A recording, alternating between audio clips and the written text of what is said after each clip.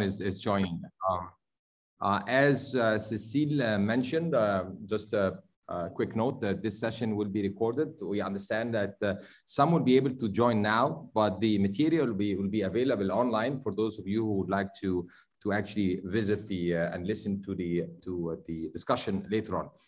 As Cecile mentioned, I'm Sherif Kamel. I'm your host for today. I'm the Dean of the Business School at the American University in Cairo in Egypt. I'm also the member of the Ed Universal International Scientific Committee representing Africa. First of all, as I've been doing for the past 18 months, I would like to start by wishing everybody to stay safe and healthy. And with the rollout out of the vaccine, I know it's different from one country to the other, from one region to the other, sometimes from one city to the other. But whether you take the vaccine, I wouldn't say or not, because some would not want to take the vaccine, just stay safe. Take care and be careful. We at the university, we went back to campus on September 5th, 2021, for the first time since March 12th, 2020. So I can tell you it's a readaptation process for the faculty, for the students, for the staff. But we look forward to that. And I hope that we've seen the worst of the vaccine already. And moving forward, things will move back to normal. The question is, what kind of normal? Today's topic, as Cecile introduced, is Africa. And for me, Africa is my continent, my favorite continent, the continent where I was born, the continent where I live. And it's the continent, as I always say, of the 21st century. I truly believe that the way it started 21 years ago will be completely different than the way it's going to end in some 79 years. Today, we're having a discussion on business schools in Africa. What's happening, even from before COVID. And of course, COVID had its own impacts. But COVID did not just affect Africa. COVID affected everybody. It was like a stealth attack, a wicked attack. Whether developed nations, developing nations, companies, individuals, governments, civil society organizations, communities at large, it affected everybody, every industry. It affected lives and livelihoods. But also it affected higher education, which is our interest today. Granted, there is no one size fits all, and the impact would vary, obviously, depending on the infrastructure that is there, the readiness of the community that is there, and how people were and continue to be resilient to overcome that and try to transform that immense challenge into becoming an opportunity. So many things are involved. It's not just, by the way, using computers. It's also the readiness, the understanding, the laws, the governance. So many things are involved. Coming from a technology background, me and my host, who I'm going to introduce in a minute, we are always conscious that the acceleration of digital transformation does not lead to further digital divide. I mean, acceleration is there supposedly to offer, if possible, digital equity. But is that happening? And how can acceleration of digital transformation be positive? And positive in that sense is good, not the way positive we've been using over the past 18 months with COVID-19. So it's a different connotation of being positive. I can tell you, people like me, researchers, people in the IT industry did whatever they could over the last 40 years. But I think we all failed in accelerating digital transformation. Sadly, it was COVID-19 that pushed the acceleration really fast. Will we be able to keep the momentum? What will be the impact on business and management education? Business and management education in Africa. Is this an opportune moment for business schools? What will we do? What do we have in mind? Do we really have sort of a say in this massive acceleration? Today, I'm delighted to be joined by Professor Grafton Whyte. He's the director of the Namibia Business School of the University of Namibia, but he's also the chair of the board of directors of the Association of African Business Schools, better known as AABS. Let me just very quickly introduce Grafton. He was elected AABS chair in June 2021. He holds a PhD in Information Systems Management from Cranfield University School of Management. He has an MBA from Westminster University and a BA in Business Management from South Bank University. He set up the organization Customer Service Management Africa, CSMA, for the promotion and research into customer service delivery in Africa. Through the CSMA, he hosted the first Namibian Customer Service Awards and Conference and the first Customer Service Nationwide Survey in Namibia. Professor Whyte is also the developer of the V model of service quality, a tool for operationalizing the measurement of service quality based on personal construct theory. Chairing AABS, an organization that very much caters for the needs of business schools across Africa. 54 nations, a lot to offer, different business models, different delivery approaches, immense research opportunities, an unbelievable number of potential collaborative platforms, but also needs, requirements, challenges. Some societies are ready than others, and the impact of business school can be immense, not just within the business schools, but in our continent at large. These are the highlights, the 40,000 feet points I'm going to discuss with Grafton today. But let me first start with a very simple question. Grafton, what is AABS? What does it do? What is its mission? How it can be helpful for business schools across the continent? And how can we, through AABS and collaboration with different partners, cement more partnership that could be of benefit, not just for the business schools, but for societies across Africa? Thank you, Sherif. Yeah, with an introduction like that, it's very difficult to follow through. I think the first thing I would say is that AABS aspires to bring African business schools together. I think it's a huge job. It's a huge mandate. And we're not going to, we don't hold ourselves in a position where we think that we have all the answers. That's far from it. But we are aspiring to try and cement these disparate schools together through a central vision that we think that we can all ascribe to. And the vision for AABS is to be a leading network of quality business education in Africa, focusing on three important things: relevance, impact, and sustainability. And I'm really pleased to see that Ali's here with us today, because he was one of the key architects as the previous chair to help us craft this vision and the mission to achieve all of this through networking opportunities, capacity building, and most importantly, through accreditation. We see the accreditation is absolutely critical to the ongoing life of AABS and business schools in Africa. We think that for the range of schools that we have in Africa and the range of intellectual capability that resides within those schools, we are, as a continent, punching beneath our weight.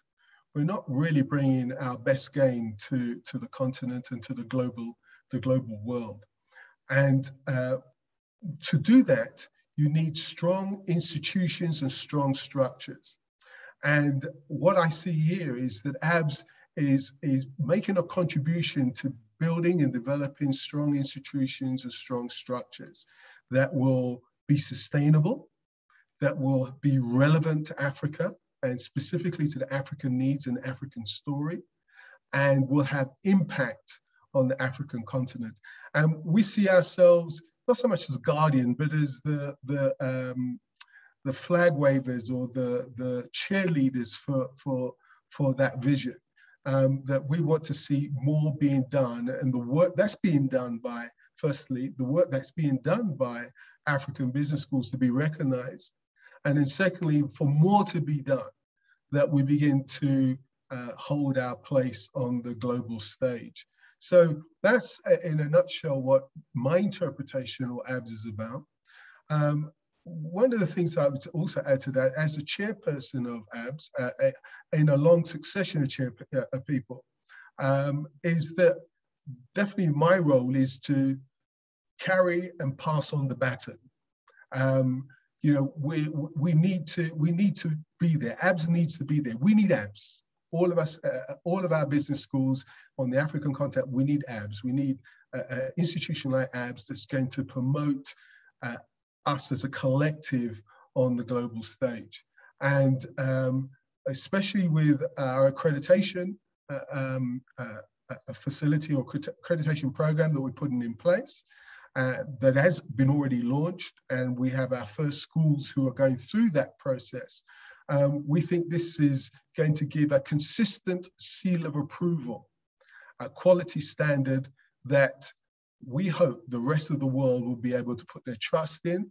And, you know, we know this is a 10 to 15 year exercise, but eventually we're going to see students coming from all over the rest of the globe coming to Africa, to business schools in Africa, to share the experiences, the unique experiences that we can offer them on this continent. And we can. There are great things that we can do here, we are doing here, and we need to share those things. So, Sherif, that's my brief response to your simple question. Well, you know, that it is a brief answer, but it says a lot. And I want to stop at 2 points here. I think it is a very important points that you need to build, and I quote what you actually said. You need to build strong institutions. And I think that's a key point. I keep on saying, I'm obsessed with Africa, and I think there is a lot that it can offer, and it has a lot to share with the world. Yet we have 54 countries. But I dare to say, and I say this with full respect, we at least should have 54 strong, competing, agile, resilient business schools on the global map. And I'm trying just to say one per country. And I dare to say, again, with full respect to everybody, I don't think we have that. And I think AABS could play a fantastic role in pushing in that direction. I want to seize the opportunity and also greet and salute my good old friend Ali, who's on the call today. And I think it was a bold decision, smart and, dare I say, visionary decision to introduce an AABS-based accreditation system. And I think this can help put many business schools on the right track. Of course, we know the sort of the dubbed triple crown and the accreditation and so on and so forth, but we also understand that for everybody, this is a continuous improvement journey. And starting with a homegrown accreditation process that is adapted to the needs and conditions of the continent. And when I say, by the way, the continent, of course, we have our difference, but we have to also understand we have so many different, so many similarities across the continent. So these 2 points, I think, stand out amongst the other points that you've mentioned. I'm not going in any specific order here, and in a short period of time, I would like to open the floor if anybody has a question or comment. But I'll jump into a question that I had later on, because I think it's related to what you just said. It is very simple, but it says a lot. AABS has an annual conference that they call Connect. And I think that word in itself explains what AABS try to do. AABS cannot do everything. It's a platform, it's a venue, it's a mechanism that can sort of rally different business schools in certain direction and certain sort of objective. So we see many business schools, by the way, including mine. I'm not trying to distance myself from what I'm saying. Many business schools across Africa always look for partners in North America, in Europe, sometimes even in Asia. Why not in Africa? But I think we have a lot to offer and to support each other. Has AABS Connect, for the many years it has been convened, I know it pushed in that direction, but had it been successful? Was the response from business school, has it been positive? Thank you, Sherif. Yeah, This is an interesting question, because it was one of the things that attracted me to AABS in the first instance. That Connect conference, I loved it. It's an idea that I thought was well conceived and well executed to a large extent. It exposed me with the business schools that I was working with to thinkers and to academics across the continent. And I really had no idea of what was going on outside of my own small school. So AABS was really useful in creating those connections and creating the opportunity for sharing knowledge and capacity building. Has it been successful in facilitating sharing and cross-fertilization of ideas and collaborations? I think to a certain degree it has. I would still suggest that because of the accreditation of most of the accredited schools are outside of our continent, there's always a draw to, or a tendency to be drawn to work with the bigger and internationally accredited schools. But the Connect conference allows us and exposes us to the good things that are going on in the continent. We have some schools that some really large schools that we can be very proud of, and it gives us hope. When we see that level of quality and that level of capability on the continent, it gives us hope, especially if we're in one of the smaller schools, emerging schools. It gives us hope that we can make intimate connections in a local setting that will help us to grow and develop. But there's a cultural barrier here. And I think that cultural barrier is reflected even in our communications and connectivity. It is easier to get from where I am in Namibia to let's say to go to Cairo. It's easier for me to go via Europe than to go straight from Namibia to Cairo. And I think there is this cultural barrier that we think that everything outside of the continent is better. And until we've unloaded that kind of bias, internal bias within our own minds, then there's always going to be restrictions to collaborations within the continent. So I would offer that as just one hindrance to that collaboration. But since I've been exposed to AABS, I have made many new friends and many new contacts who I'm happy to work with, and not just in the sort of southern half of the continent, but also in the northern part of the continent too. So I think AABS is facilitating and creating opportunities for us to share and to work together. And yes, it takes time. And I think that's the point. It takes time, but I think everybody loves the idea of AABS. I've met very few people who, especially deans and directors of business schools, who think that AABS is not necessary. I've very, very few people. So everybody loves the idea of AABS. AABS just needs to stay around for a while, and people get used to seeing AABS there. And eventually people will pick it up and pick up the vision of what AABS is running with and come on board. So I think it's just a question of time. It's still early days, but we're making inroads, and people are warming up to the idea of what AABS stands for and what connectivity across the continent can actually mean for the continent itself. Thank you. Well, thank you. And I could not agree with you more. Just an anecdote. My very first trip to South Africa was some 25 years ago. And believe it or not, I had to fly Cairo, London to be able to fly Cairo, Cape Town. Ridiculous. But it is a bit better now, but I agree with you completely. Between African countries, your options are mostly via London or Paris, depending whether the country is Anglophone or Francophone. I mean, we're still suffering from the repercussions of the developments of the 18th and the 19th and early 20th century.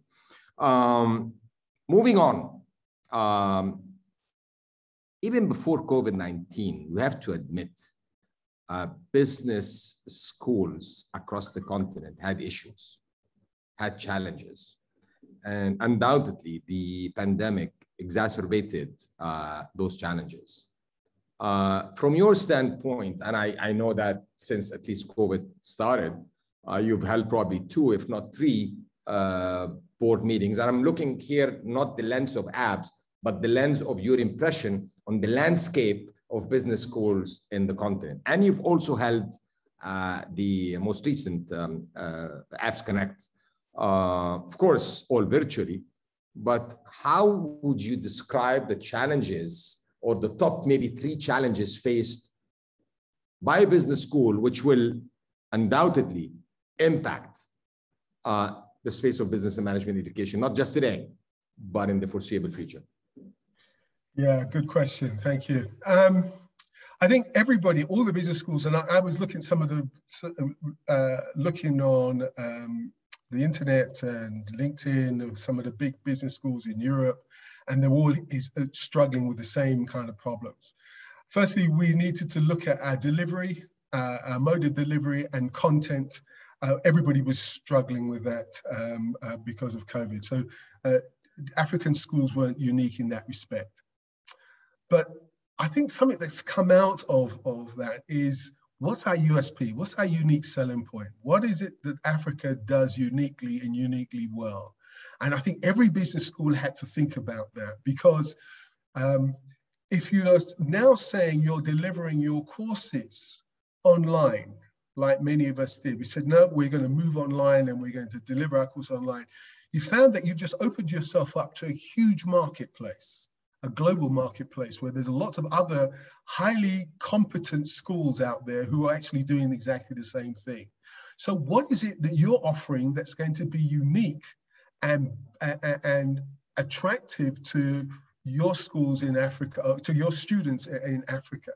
And that's a real challenge. And I think a lot of schools are grappling with that now, because if they admit that COVID is here to stay and we need to change the nature of our business model and we need to be much more online, then you're now saying that you're competing with the likes of American, European, and other business schools across the globe, because they can deliver that same content that you're purporting to deliver much more aggressively, much more interestingly and creatively than maybe some of us at smaller schools on the continent can do. So we've really got to think about what's our USP. And that's where I think the third element comes in, our focus on the customer. We really need to understand our customers. We really need to understand who it is that we're serving, and what is it that our customers want from us, because that is going to be the edge that we have. We're operating a global economy, but we are delivering local solutions, African solutions. We talk about impact, sustainability, relevance to Africa. With the best will in the world, if we compete on content that we've taken from the US or the Europe, then we are going to lose, because we are copying what they are doing. And the original is always better than the copy. We need to put together a curriculum that is going to be unique and relevant and to the African context, and services in a unique way the customers on the African continent. So I think it's that combination of being willing to be different and being willing to focus our solutions on our immediate customers, the customers in Africa, that's going to give us the edge and is going to help us to stay relevant for the long term, especially going through COVID. For instance, one of the things that challenged us is as a business school, is when we looked at the business school landscape and the customer landscape during COVID, what we saw was there's a lot of people talking about organizational change and things that we need to do to deal with that. But very few people were talking about the impact of these changes on sales and resource mobilization. sales for commercial organization, resource mobilization for not-for-profit or CSO organizations. And we thought there's an opportunity here because sales is an area that's not well served within on Africa.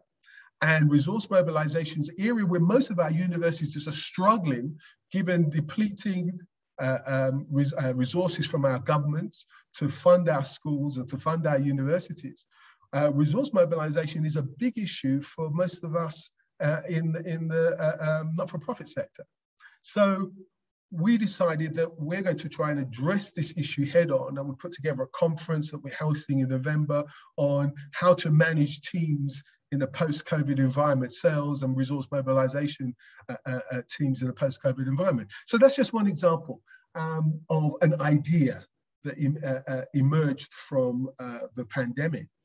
I'm sure that if I went around to all of the schools across Africa, the 54 that Sherif alluded to, I'm sure nearly every one of those schools would have a unique idea, an idea that would service their part of the continent and would provide a solution, provide input that would help solve problems in their part of the world. So we have the ideas, we have the opportunity. No one can take the place of our business schools on the continent because we know, as long as we're engaged with our customers, we know what they want, and we're in the best position to deliver solutions that will meet their needs. Thank you. Thank you. Before I continue with the issues I want to share, let me just pause for a second and maybe check with our participants. If anybody has a comment or has a question he or she want to share at this point. I hear no at this point, so I'll continue with my comments. I think I've seen Javier. Javier? Yeah. Sure. Well, I'm not in Africa. I'm in Zagreb, in Croatia, and yeah, each country is different. It is difficult to generalize a strategy for all countries. But what I think is all of us, we need to know first our market. Then the students who are already enrolled in our universities and what they are expecting of us. Now,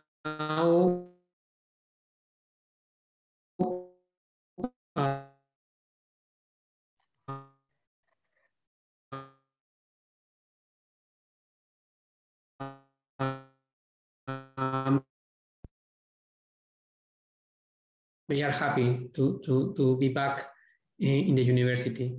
Then some universities, for sure, they have discovered the online education and all the possibilities it is offering. I'm sure that for many countries, it could be great because probably they are big countries and there are people who want to get good education, and sometimes they can go, they can move. Then I'm sure that this is a huge market. And this is true that each country should adapt these models to its own reality, market, and so on. And at the same time, we want to almost all universities, and especially universities which are here, we want to compete also internationally. We all face different issues. For example, in our case, in Croatia only has 5 embassies in Africa. Then it makes things difficult when we are looking for the students from Africa to come here. Sometimes they are interested, but they see that it is a little bit difficult to solve that they can get visas to come to Croatia because they need to travel to other countries. Then we need to see which are the what it's making it difficult to the students to move, and then try to solve each of the possible conflicts or barriers that they could have. But as I said, I think it's very, very different from country to country. Thank you, Javier. I completely agree with you. The challenges are different. The conditions are different. The means are different sometimes. The infrastructure itself is different. Still, I look at whatever that happened over the last 18 months and let me just call it sort of a wake-up call for all of us, that there are platforms that, like you said, could be challenging, but at the same time can offer an opportunity for collaboration.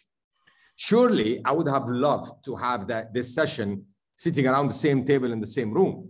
Some of the people on the call here, we've been used to see each other constantly for the past, close to 15 years. We haven't done that for the past 15 months, which is sad. But I believe moving forward, the world with different business model, call it blended, call it hybrid, is here to stay.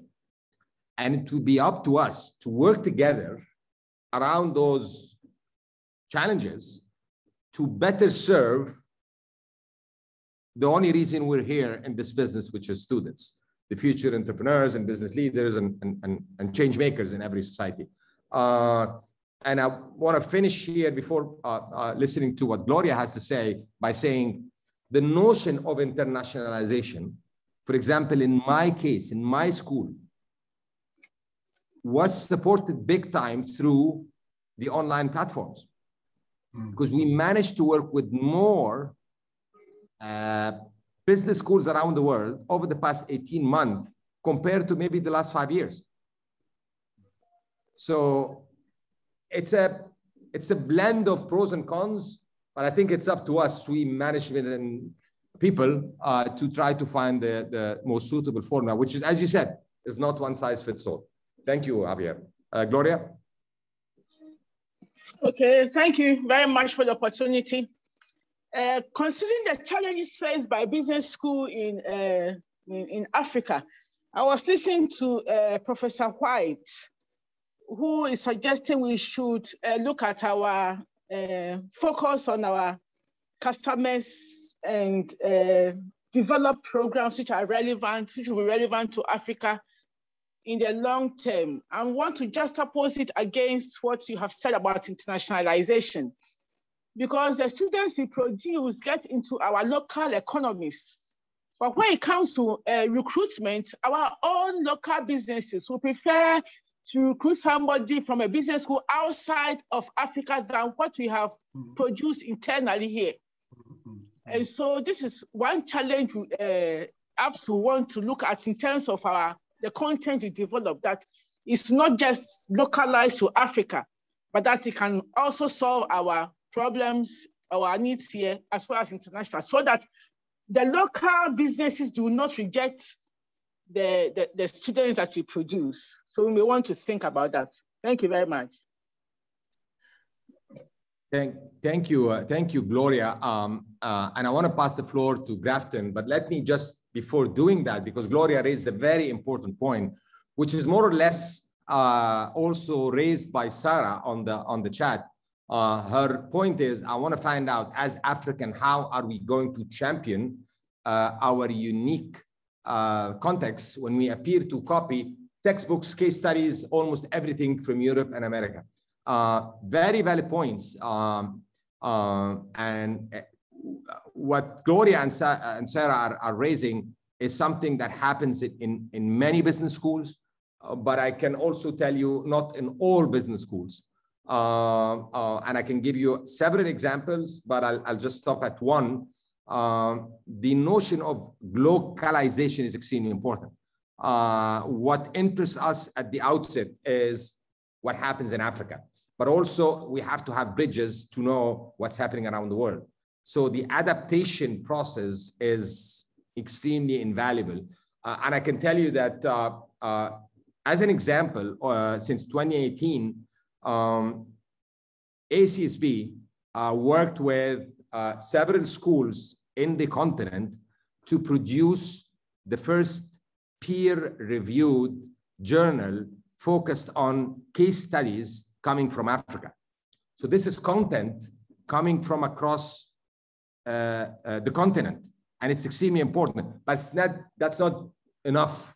And to Gloria's point and Sarah's point, with more collaboration between peers from the continent, the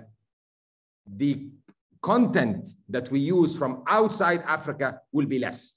But I cannot disagree with what Gloria and Sarah just said. Grafton? Likewise, I can't disagree with them. It's absolutely essential that we have, it's not a either or, it's an and situation. We've got to prepare our students not only for our local economies, but we also got to prepare them for a global marketplace. So it cannot be either or. One of the things that as AABS we're trying to do, and we've been working on this for some time now, is that we've got some seriously good repositories of African cases among some of our larger business schools on the continent. And I pick out WITS as one of the leading parties, lights in that space. And we're trying to come to an arrangement where we can make those cases available to all of our schools on the continent, so that it's not just a few schools that are benefiting from case studies and casework that's being done by a select number of schools on African problems, but we're trying to make those available to a broader range of schools in our membership. So, we understand this problem. We are trying to address it in using other approaches, and we're glad that AACSB are also trying to address this issue as well. So, it's an issue that we understand it's there, and we're putting in solutions to try and address this, because we need to strengthen the continent as a whole. It's great that we have some excellent business schools, and we applaud them and we're glad for them, but we need to raise the bar for all of our business schools on the continent, and that's what AABS is attempting to do. Thank you. Thank you, Grafton. And just to mention the journal I'm referring to is called the Case Journal. It's already out, first and second edition. So that's an invitation to look at it and see how we can work together, because that not just links academia with business and industry, but also makes content coming from Africa more visible. And of course, we need more than one journal, but that's just a start. I want to go back to the chat. Sorry, Sherif, Sherif, just on that point there, is that the same journal that Emerald is producing? Yes. Because it is, yes. So it's a collaboration with Emerald. Yeah. And Emerald, we work very closely with Emerald to make contributions to that journal every year through the competition that they host. Thank you. Thank you. I want to move back to the chat. A point from Eddie. To what extent are you engaging the Africa Academy in diaspora in improving the quality of business education? For example, Professor Victor Morende from Zimbabwe, but based in SOAS. I'll pass the floor to Grafton to answer that question, but I'm assuming that, and I hope that business schools across the continent reach out to the diaspora to connect and share their knowledge. I know my school is, but I leave the floor, and I think that probably is a question addressed to you, Grafton, as director of the Namibia Business School, but also as the chair of AABS. Yeah, I am part of that diaspora. I was born and raised in the UK, United Kingdom, and I, at some point in my life, felt it was absolutely necessary for me to re-engage with my own roots in Africa. Now, where those roots are in specifically, I could fail to know, but it was worthwhile coming back to the continent to find out you know, how one can make a contribution. I also think that, you know, it's Eddie that made the point. I think Eddie actually raises a very serious and important point, is that I think tapping into the diaspora community is one of those low-hanging fruits.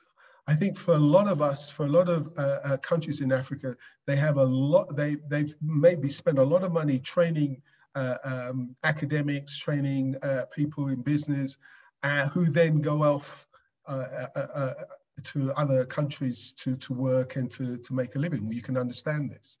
But I am confident that there is a huge untapped resource there, that if we would open ourselves to collaborating with this diasporic people, people who have left the continent, but their heart is very much still in the continent. I think there is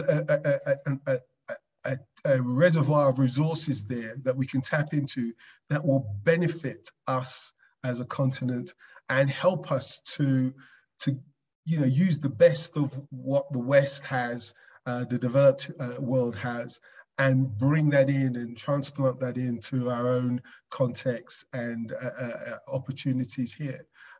We've just got to make it welcoming for those people to come back and to work with us. We've got to create an environment where, and I think this goes back to my point about structures and institutions. People in the West have confidence in structures and institutions. It gives them predictability, it gives them certainty. When they come to Africa, they meet unpredictability and uncertainty. And the more structures and institutions that we can put in place to facilitate the return of some of these skills and capabilities, I think it will be to the benefit of us as an African continent. So countries, continents, I think we will, you know, very much benefit from it. And I'm not surprised, Sherif, when you say that in Egypt, you do tap into those resources quite liberally. I also know that from my own experience and colleagues of mine from Nigeria, the Nigeria government about 10 years ago had a specific policy of going out to the diaspora. So there are people who've left in the UK, were gone into the UK, gone to the US, and actually invited them back to come back to Nigeria to set up businesses, to come to teach in their schools and to help build up the economy.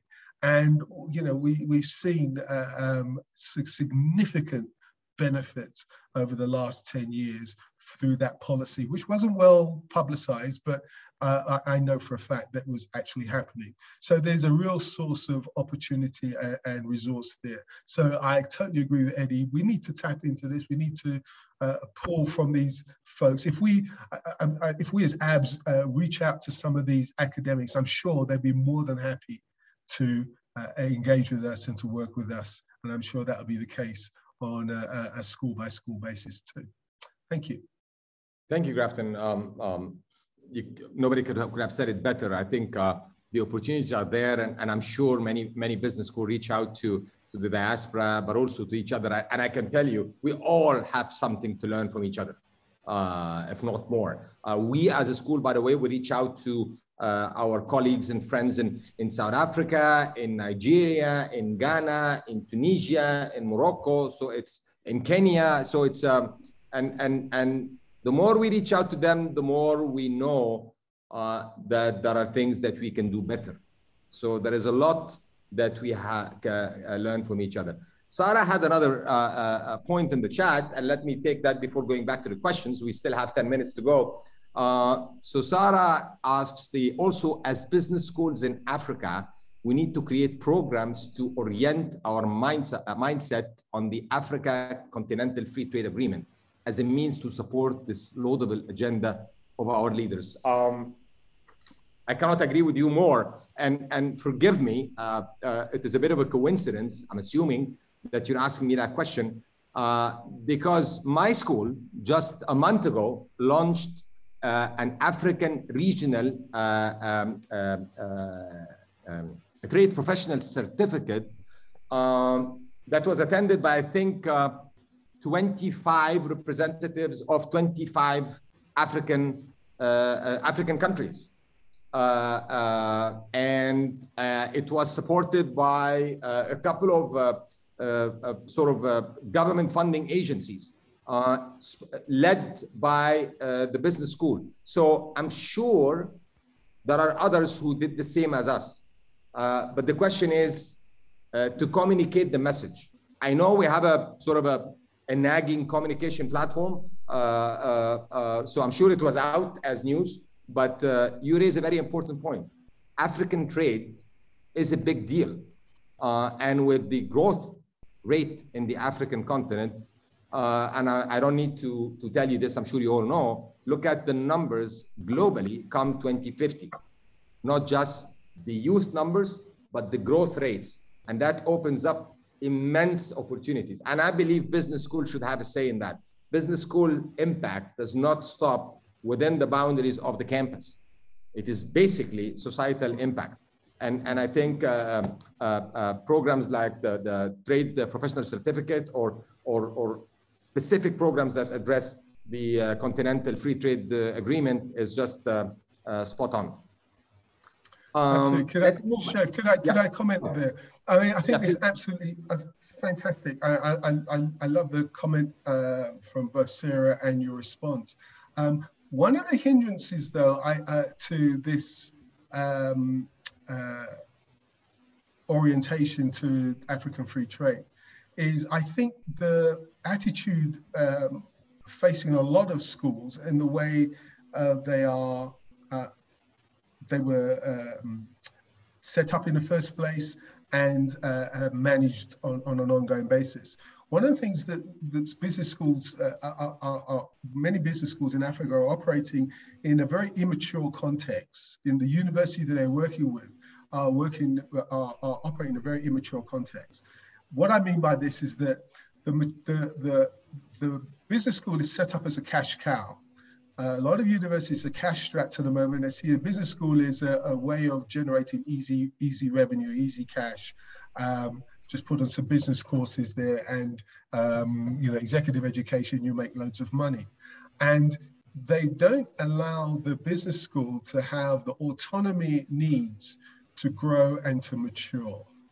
And I think this is one of the problems, is that when you're constantly on the defensive as a business school director or dean to protect your own program, to protect your own existence, you don't have time to be thinking about bigger issues and more pertinent issues like, climate change or continental free trade agreements or whatever. You're too busy contemplating the micro issues that you're dealing with on a day-to-day basis, rather than some of the more macro issues as growth and development and maturity of the organization in which you're leading. So I think this is what the business schools need here, is the collaboration of their hosting institution to be able to work and to be able to function as the change agents they should be within their local economies. Thank you. Thank you, Grafton. We've talked about collaboration, and by the way, they come in different forms: teaching, research, joint projects, impactful projects about supply chain, could be food security, could be water, could be anything, acceleration of digital transformation, but it could also be executive education, awareness campaigns, certificates. And I think amongst our respective countries in the continent, and also in collaboration with other business schools around the world, and I seize this opportunity here, and I thank Edge Universal for hosting this talk. It's a fantastic platform that has representatives from all corners of the world.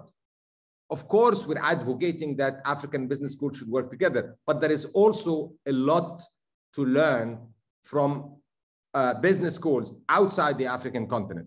Keeping in mind what Sarah and what Gloria alluded to, which is looking at the context, what we need here and what we can actually share with others, but also what we can learn from others. We have a few minutes to go. I have one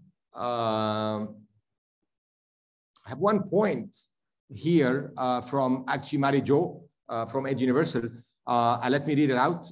In a concrete way, can you please let us know what criteria you have integrated in AABS accreditation methodology to integrate the African diversity and the context on the ground, including local programs focused on Africa, between different business schools and business institutions. I think it's a very interesting point. So when it comes to diversity, adaptation, localization, how different is the AABS accreditation process, and how did you guys at AABS integrate those elements into the accreditation? Thank you. I'm glad you gave me that question, and I'm even happier that Lana's on the line, who is a accreditation guru. So I'm going to pass the baton right on to her and let her explain this point for you. Thank you. Thank you, Grafton, and thank you, Sherif, and thank you, Marie-Jo, for that question. I'll keep it very short because we're running out of time. The first thing when you look at the AABS accreditation is the relevance to the African context. So when we start, say, you know, I'm interested into applying to the AABS accreditation, the first thing I say, how relevant are you to your context? Because in Africa, we have 5 different regions, and every single region does business differently. So whether you do it over tea or wine, we have to identify what method and how close you are to your community. And we look at the impact. Definitely you have to have impact on Africa, and we look at your sustainability. Now, there was another element that we're looking at. Now, it's not heavily weighted into the standards, but we're starting with something called mentorship. A mentorship is when a big school mentors a smaller school. So because like we said, we want to make Africa a better version of itself. We want to promote business schools. We want to showcase what Africa has to offer. We also want to make sure that African business schools look next door rather than out of the continent. So we're trying to promote, you know, I've heard faculty exchanges, I've heard the collaborations and research. So, you know, in order for us to make it happen, we need to change the mindset and the culture of look next door, think diversity, not internationalization. Because like we said, political borders, like traveling through Africa, you have to go through Europe and the United States. How about we look next door and we'll still be diverse and have even better idea than we think we would somewhere else. So we have there are lots of other things that I can discuss, but we're short on time, so I'll keep it short and pass on the mic to the hosts. Thank you, Lana. Before I conclude, Grafton, final thoughts? Final thoughts, yeah.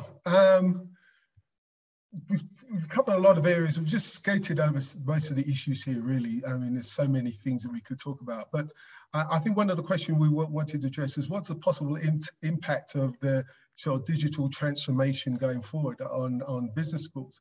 And I think that one of the things that we need to be thinking about is artificial intelligence and scenario learning. I think that, you know, we've got case learning at the moment, but I think we need to start to think about how we can use artificial intelligence to create scenarios, real scenarios that our students can engage with and start applying business management techniques to offer solutions. I think that's a big way forward for us. And a subject, as I said, close to my heart is the diaspora. I think we need to make space for our diaspora to be involved in our schools in a very real and practical way without actually having to ask them to come back from the countries they're in at the moment. But working from those locales, still make a positive and emphatic contribution to our business schools on the African continent. Thank you. Thank you, Grafton. I think that was sort of the icing on the cake, closing by saying digital transformation and whatever we've seen around us over the past 18 months is here to stay. And as I kept on saying, even to my colleagues, it will be a lost opportunity if we go back in a month or two or a year or two to do the same thing that we used to do back in 2019. It's not just about technology, it's how to become more creative, more innovative, trying to offer the most optimal student-centered experiential learning environment possible. And that takes place in the classroom, on campus, but also off campus. People lock themselves in the idea of how many classes we're going to take in the classroom, how many classes we're going to take in virtual. It's not just that. Technology is like all of us know, it's just a means to an end. It's a platform, it's a tool that we use. And I promise you, the tools that we're using today is just scratching the surface from the tools that in 2, 3, 4 years time we'll be using as a result of the deployment of the different fourth industrial revolution platforms, including artificial intelligence. Thank you all for attending today. It was a pleasure to host the fourth edition of Coffee Talks at Edge University. I was delighted to host Professor Grafton Whyte, the director of the Namibian Business School of the University of Namibia and the chair of the board of directors of the Association of African Business Schools. Please stay safe, stay connected, and we'll tune back with more Edge Universal activities in the not too distant future. Have a wonderful day. Bye-bye. Thank you, Sherif. Thank you, Grafton, for your time. Thank you to all the AABS team and all the attendees today. Thank you for your questions, Gloria, Javier, Sarah, Eddie. So this is important to make these sessions more lively and useful for everyone. Just a little thing to add. We have no time, but I suggest you to take a look at the Best Masters program, because it's also a nice and useful way sorry, we have some, way to identify specificities, and that's why because we have a lot of students all over the world, and especially in Africa, using our tools.